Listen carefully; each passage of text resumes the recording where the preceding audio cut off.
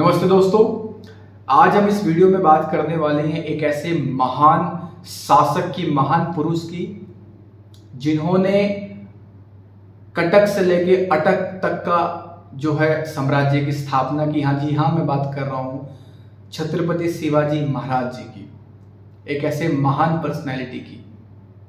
इस वीडियो के माध्यम से मेरा उद्देश्य ये है कि जब आप उनके विषय में जानते हैं तो उनके विषय में जान के आज के समय में हमारी सरकारें क्या सीख सकती है, हम क्या सीख सकते हैं, कैसे हमारे फॉरेन पॉलिसी में रिश्ते होने चाहिए दूसरे देशों के साथ, किस तरीके से एडमिनिस्ट्रेशन, बहुत कुछ सीखने को हमें उनसे और उनके पूर्वजों से है। तो without wasting your time video को शुरू करते हैं। दोस्तों, जब हम छत्रपति शिवाजी महाराज को पढ़ते हैं और उनके पूर्वजों को पढ़ते हैं तो हमें एक चीज़ साफ साफ दिखती है कि वो पहले के राजपूत राजाओं से अलग थे, क्योंकि उन्होंने बिन मतलब की वो जो ट्रेडिशनल अप्रोच थी उसको डिस्कार्ड किया। कैसे? उन्होंने अपना इंटरेस्ट सर्व करने के लिए, जहां देश का, राष्ट्र का या उनके साम्राज्य का इंटरेस्ट सेटिस्फाई हो रहा था, पूरा हो रहा था, वो उनके साथ अलायंस में आ जाते थे। पहले अहमदनगर के साथ रहे, फिर मुगल्स के साथ गए, साजी भोसले की मैं बात कर रहा हूँ, उसके बाद फिर बीजापुर के साथ गए। तो आप देखेंगे समय समय पर उन्होंने अलायंसेस बदले अपनी प्रजा के लिए, अपने साम्राज्य के लिए, और जो उनका सपना था स्वराज का, उसको पूर्ण करने के लिए। उसके बाद हम बात करते हैं हमारे छत्रपति शिवाजी महाराज जी के बारे में। छोटी सी उम्र से ही वो नेक्स्ट लेवल स्टेट्समैन थे। जो सोच थी उनकी, दूरदर्शिता थी, वो तो क्या ही कहने। देखिए, 1645 से लेकर 1647 के बीच में उन्होंने तोरण का किला, रायगढ़ का किला और ना जाने ऐसे कितने किले जीत लिए थे। उसके बाद जो बीजापुरी सल्तनत थी वहाँ पर, वो लगातार उनको परेशान करती थी।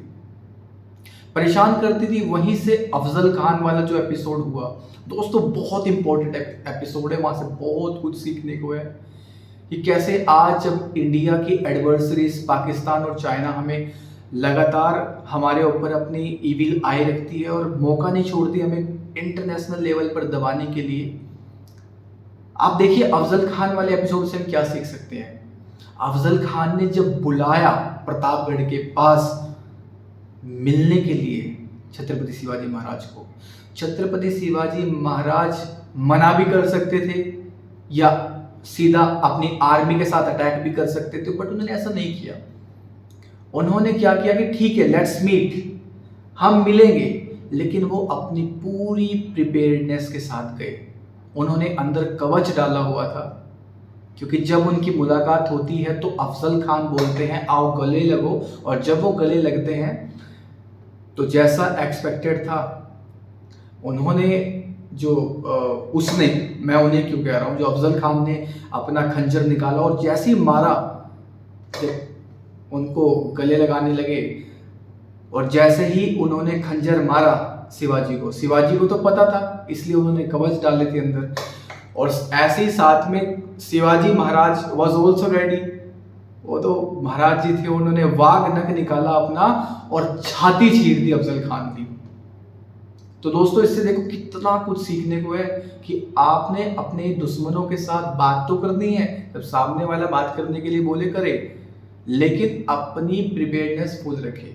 आज पाकिस्तान मीठी मीठी बातें करके बुलाता है पहले कि चलो चाय पीते हैं, लाहौर आ जाओ, वहाँ आ जाओ, ठीक है, हम आतंकवाद को ख़त्म करने के लिए आप इंडिया का साथ देंगे, आतंकवाद नहीं है, लेकिन फिर थोड़े ही टाइम बाद वो अटैक भी करवा देता है। और अभी तो आज ही जो राणा है उसने एक्सेप्ट भी कर दिया कि 26/11 में वो इन्वॉल्व था। उसने एक्सेप्ट भी कर दिया कि पाकिस्तान और आईएसआई ने ही 26/11 करवाया है, उसकी फुल ट्रेनिंग आईएसआई ने करी है, ये तो राणा ने भी एक्सेप्ट कर दिया। तो वो खैर अलग बात है। अभी हम बात करते हैं, अपने टॉपिक पे रहते हैं, टॉपिक से ऑफ टॉपिक नहीं हमने होना। फिर उसके बाद जो इंसिडेंट हमें देखने को मिलता है जब पुरंदर की संधि हुई। दोस्तों, लोग कह सकते हैं, कई लोगों ने उस समय भी सवाल उठाए थे और आज भी उठाने वाले उठा देते हैं कि पुरंदर की संधि में क्यों समझौता कर दिया।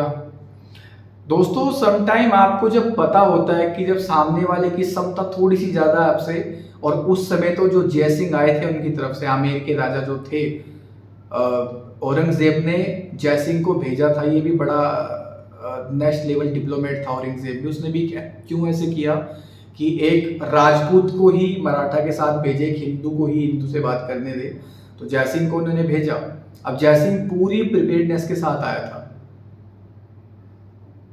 शिवाजी महाराज को ये चीज फील हुई कि यार अभी we are not in that position कि हम इनको अभी सामने से लड़ सके, तो उन्होंने करा ठीक है एग्रीमेंट करेंगे, लेकिन एग्रीमेंट जब होगा उसके बाद का टाइम जो होगा हम उसमें अपनी वॉर प्रिपेयर्डनेस को बढ़ाएंगे, हमारी जो भी क्षमता है उसको बढ़ाएंगे, क्योंकि छत्रपति शिवाजी महाराज समझ चुके थे कि अभी जो उनके पास था 1664 और 65 के दरमियान, वो इतना ज़्यादा नहीं था कि जय सिंह की आर्मी को हरा दे और डायरेक्ट आलमगीर या कहीं औरंगजेब को हम डायरेक्ट टक्कर में ले लें। तो वो टाइम बाय कर रहे थे।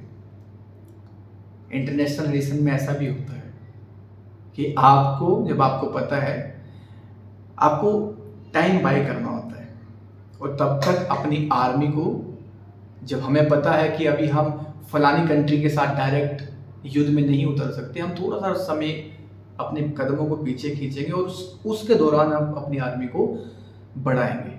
हम टैंक्स खरीदेंगे, ठीक है, हम मैन्युफैक्चरिंग करेंगे, हम बड़े से बड़े औजारों का निर्माण करेंगे, और फिर जब हम सामने की लड़ाई लड़ने लायक हो जाएंगे then we will attack that country. तो ऐसा बहुत से एग्जाम्पल हमारे पास है। I am not going to talk about all this things. साथ ही में दोस्तों जो अगला एपिसोड आता है, जब उन्होंने 1666 में आगरा के किले से एस्केप किया, वो भाग निकले वहाँ से। मैंने पहले भी इस चीज़ का जिक्र किया कि छत्रपति शिवाजी महाराज की अप्रोच अलग थी पुराने हिंदू राजा से। हम पहले क्या करते थे ना कि हमारे ऐसे एथिक्स थे, मॉरल्स थे कि हम सामने से लड़ेंगे, रात को नहीं लड़ेंगे, कभी पीछे से अटैक नहीं करेंगे, और अगर पकड़े भी गए हैं तो कभी एस्केप नहीं करेंगे। इस तरीके की जो हमारी जो हमारे खुद ही के बनाई हुई कन्वेंशंस थी, वो इतना उनको फॉलो नहीं करते थे। उनको ऐसा था कि हमने अपना जो सपना है हिंद स्वराज की जो बात उन्होंने की, उसको एस्टेब्लिश करने के लिए हम किसी भी तरीके से लड़ेंगे, और इसी का एक पार्ट था गुरिल्ला वॉरफेयर, कि हम नहीं, कि जरूरी नहीं है कि सामने से लड़ेंगे। ये ध्यान रखने योग्य बात है। अपना स्वराज पूरा करने के लिए we will go to any extent. ये बात 1666 में देखने को मिलती है। ही हैड डिसाइडेड कि अगर मैं अपनी प्रजा के साथ नहीं रहूंगा वहां पर अभी मौजूद, तो शायद जो हमारा सपना है वो क्षति में आ सकता है, शायद दिक्कत में आ सकता है। एस्केप कैसे किया देखो। Chhatrapati Shivaji Maharaj was ahead of his time. मैं आशा करता हूँ आपको ये वीडियो बहुत अच्छी लगी होगी और उनकी ज़िंदगी से बहुत कुछ सीखने को आपको मिला होगा। और अगर अच्छी लगी तो प्लीज़ इसको चैनल को सब्सक्राइब करें और शेयर करें, लाइक करें, क्योंकि उससे हमारी बहुत मदद होती है। और अगर आपको ऐसी रैंडम वीडियोस पसंद आ रही है तो I will be doing it more often now. Thank you so much. धन्यवाद।